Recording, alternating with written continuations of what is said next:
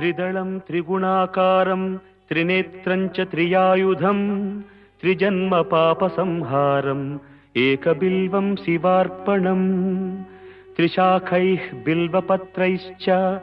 अच्छिद्रैः कोमलैः शुभैः तव पूजां करिष्यामि एकबिल्वं शिवार्पणम् कोटिकन्या महादानं तिलपर्वतकोटयः काञ्चनं शीलदानेन एकबिल्वं शिवार्पणम् काशीक्षेत्रनिवासं च कालभैरवदर्शनं